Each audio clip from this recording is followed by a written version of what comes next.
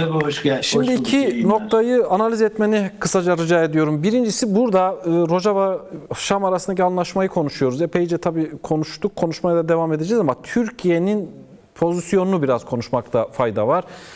Bu anlaşmayla birlikte Türkiye nasıl bir pozisyon alacak? Yani belli ki buna evet demiş Türkiye. Gönüllü veya gönülsüz.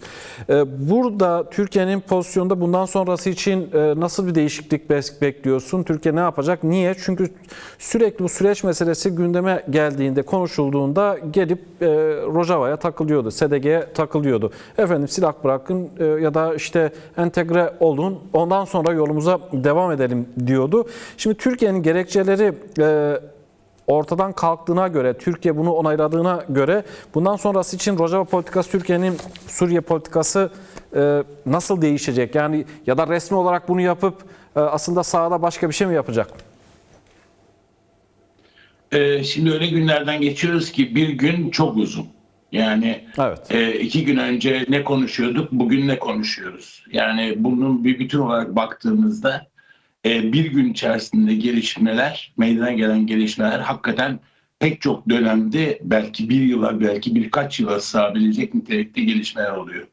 İşte şimdi dün ağır bir kuşatma, ağır bir saldırı ve bir çeşit SDG'nin geri çekilmesi vesaire gibi olaylar konuşulurken, hatta ben pek çok yorumcunun SDG'nin yenildiği gibi böyle bir takım cümleler sarf ettiğini, Türkiye'de pek çok kesimin bir zafer elde etmiş havasına girmiş olduğu olgusuyla karşı karşıya kaldığımızı biliyorum.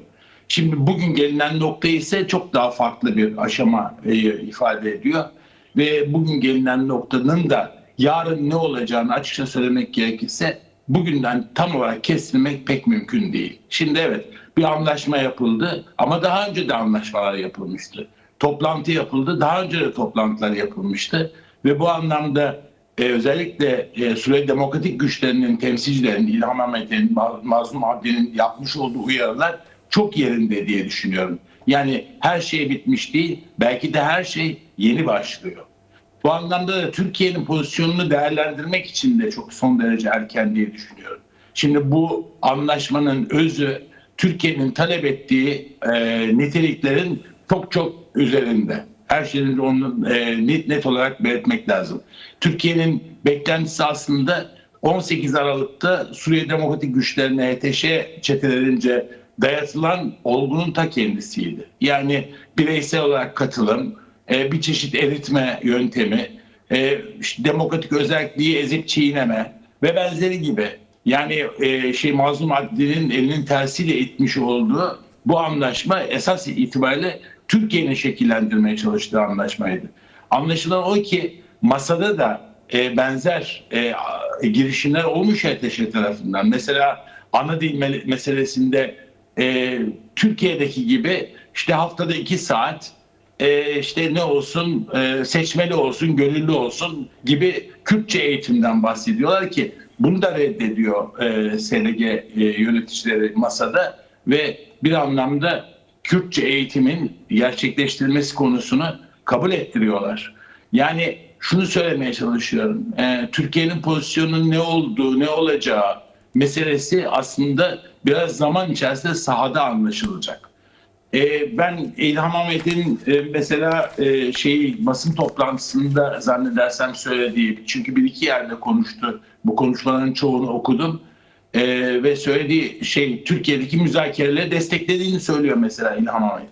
Ama Türkiye'de gerçekten bu süreç dediğimiz olgu İşte orada benzer şekilde devam ettik mi? iki olgu var Ertuğrul Mavioğlu. Birincisi ABD'nin dolayısıyla Batılı ülkelerin baskısıyla mı Türkiye buna evet dedi ya da gönüllü olarak mı bir çerçeve mi çizdi kendisi açısında, bir fikir değiştirdi, politika değişikliğine gitti, her neyse böyle bir şey mi oldu? Bunu dediğin gibi önümüzdeki günlerde göreceğiz. Çünkü Türkiye'nin önceki anlaşmaları sabote ettiği gibi bunu da sabote etme potansiyelinin olduğu konuşuluyor, yorumlanıyor. O bakımdan biraz da sordum sana bunu.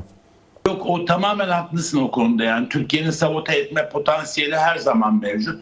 Hatta HTŞ'nin de attığı imzayı reddetme ve tekrardan sahada yeni arayışlara girme, yeni saldırılara başlama ihtimali de mevcut. Zaten İlham Ahmet söyledi ve biz de bunu biliyoruz zaten. Anlaşma imzaladıktan sonra da saldırılar devam etti. Yani böyle birdenbire her şey bir sihirli değnek değmiş gibi çözülmüş falan değil. Kobani de kuşatma hala devam ediyor. O zaman bu anlamda bakarsak tamamla bir şey soracağım. Türk işgalinin devam ettiği gerçeği, orada masada atılan imzaların da Serekani'yi de kapsadığına ilişkin ifadeler. Serekani, bakalım. Afrin.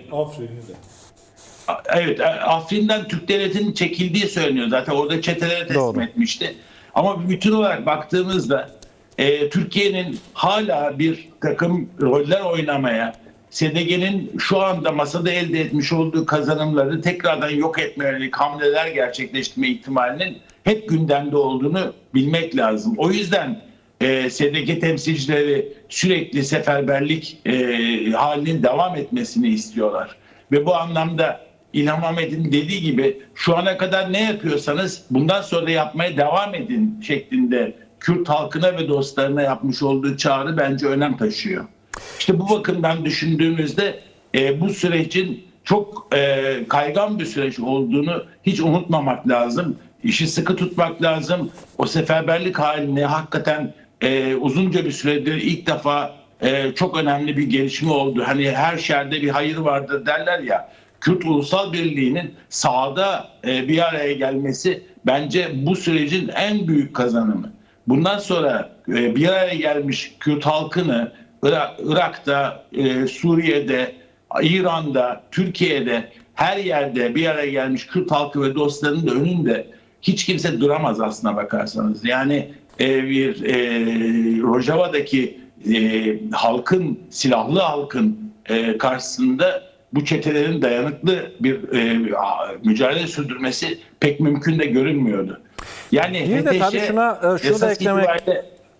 şunu da eklemek lazım dediklerine. Bir de Kürtlerin işte Rojava'nın temsil ettiği ruh etrafında, direniş özgürlük çizgisi etrafında enternasyonal bir ağ da oluşmuş durumda. Bunu yeniden gördük. Bu Rojava'ya yönelik yapılan saldırılarla birlikte. Sokak bize ne diyor? Yani onu soracaktım aslında. Hem Kürtler açısından mesele baktığımızda, enternasyonaller adına, özgürlük talep edenler açısından baktığımızda, sol sosyalistler açısından birkaç cümleyle de bunu özetleyip öyle kapatalım. Yani Rojava hepimizin bildiği gibi yaklaşık 10 küsur senedir bir demokratik özellik inşa etmeye çalışıyor. Yani bu demokratik özellik sistemi aslında esas itibariyle bir arada yaşayabilmenin sistemi. Şimdi bu yeni gelişmeyle birlikte bu gerçekleşebilecek mi, gerçekleşemeyecek mi sorusu hakikaten tümüyle mücadeleye bağlı. Birincisi bu. İkincisi bu mücadeleyi sadece Rojava'nın üzerine yıkmak hakikaten Rojava'nın tek başına altından kalkamayacağı bir olgu olduğu için dünyada bütün eşitlik, özgürlük, adalet, demokrasi isteyen her kesimin ayakta kalmaya ve mücadeleye destek vermeye zorunluluğu var. Yani gönüllülük bir çağrısından bahsetmiyorum. Bir zorunluluktan bahsediyorum. Çünkü bir koskocaman bir uluslararası koalisyon var ve bu koalisyonun tek derdi var. O da Suriye, Orta Doğu bölgelerindeki kendi çıkarlarını geliştirmek, kendi çıkarları çerçevesinde o bölgeyi yeniden dizayn etmek. Bu sadece siyasi boyutu değil, aynı zamanda ekonomik boyutları var bunun. Yani petrolü var, bunun doğalgaz yatakları var, başka yeraltı yerüstü zenginlikleri var ve bu çerçevede bir koalisyonla karşı karşıyayız ve Suriye'de iş başına getirdikleri HTŞ iktidarı tamamen bu koalisyonun kuklası niteliğinde bir iktidar konumunda. Şimdi bu çerçevede baktığınızda akla kara gibi iki tane zıt kutup var ortada. Biri demokrasi, eşitlik, özgürlük, adalet istiyor. Diğeri köleleştirmek, sömürgecilik istiyor. Biri halkların kardeşliği ve birliğini istiyor. Öbürkü kafa kesiyor. Yani düşünün, HTŞ iktidara geldiğinden beridir El-Kaide'den kaptığı, IŞİD'den kaptığı bütün yöntemleri Suriye halkına, Dürzilere, Alevilere, Kürtlere yaşatmaya çalıştı. Şimdi bu çerçevede baktığınızda hani o ünlü laf çok önemli bence. Ya Rojava ya barbarlık. Yani o sebeple dünya halklarının bu çerçevede Rojava'yı bugünden sonra çok daha sıkı bir şekilde kucaklaması lazım. Peki. Seferberlik halini, o ruh halini Avrupa'nın sokaklarında, Türkiye topraklarında, Bakura Kürdistan'da, Başur'da her yerde ciddi bir şekilde seferberlik halini sürdürmesi gerekiyor. Ki bu yazılı anlaşmanın tutulabilmesi, hatta daha da geliştirilebilmesi, anayasal bir kimliğe kavuşturulabilmesi, Kürtlerin haklarının bir anlamda Esad yönetimi döneminde dahi olmayan haklarının de facto elde etmiş olduğu hakların yasal güvenceye kavuşturulması için bu şart. Bu ne kadar gerçekleşebilir entegrasyon, o ayrı bir soru. Yani dediğim gibi akla kara gibi çok ciddi ideolojik farklılıklar var ortada. Sadece ideolojik değil, insani ve vicdani farklılıklar var. Ve bu çerçevede düşündüğümüzde de eğer insanlıktan yanaysak, insanlığın geleceğini umudu taşımaya devam edeceksek Rojava'yı desteklemek zorundayız.